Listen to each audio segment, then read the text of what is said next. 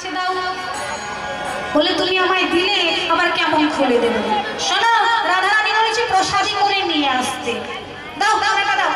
অমনি মালাখানি নিয়ে ছুটতে ছুটতে ঘরে ফিরে এসে যেই না রাধারানীর গলায় পরিয়ে দিলেন ভগবানের প্রসাদী মালা। যেই না বলি আমার বৌমা কাঁদছে কেন? ললিতা সে বললে রাধে ওষুধে কাজ হয়েছে, আরো জোরে কাজ, আরো জোরে কাজ, ওষুধে কাজ হয়েছে। আরো জোরে কাঁদছে। ও মা, আমি একই দেখলাম গো মা, গো মা।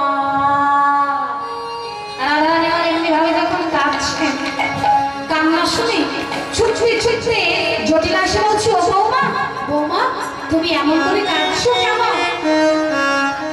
বৌমা তুমি এমন করে কাঁদছো কেন? ওগো শ্বাস বুকে শ্বাস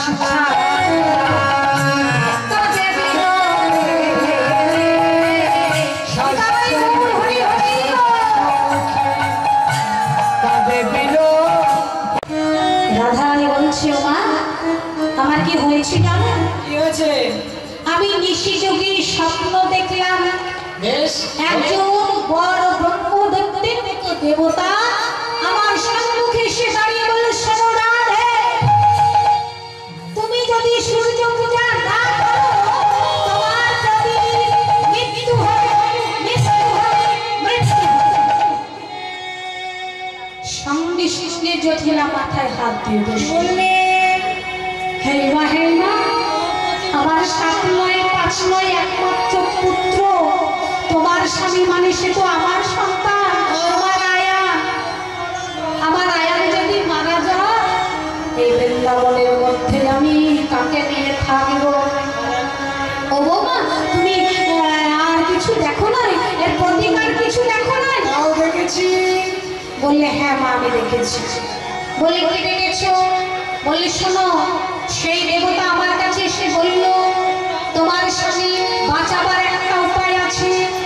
এই মধ্যাহ্নকালে তুমি যদি সূর্য পূজা করতে পারো তাহলে তোমার স্বামীর পরমায়ু বৃদ্ধি হবে, চির আয়তি হয়ে বেঁচে থাকবে। তাই তবে বৌমায় আনন্দে সাজাইয়ে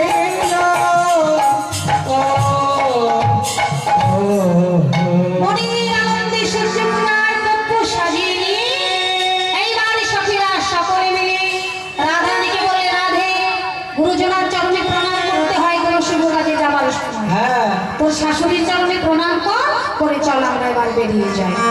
রাধারানী আমার শাশুড়ির চরণে প্রণাম করলেন, মা আমায় আশীর্বাদ করো। মা বললি, বৌমা তুমি যে আশা নিয়ে বলে যাচ্ছ পূজা দিতে তোমার মনোবাসনা যেন পূর্ণ হয়। যে মায়েরা সূর্য পূজা জানেন সবাই নিজে নিজে ডালা মাথায় তুলে নিয়ে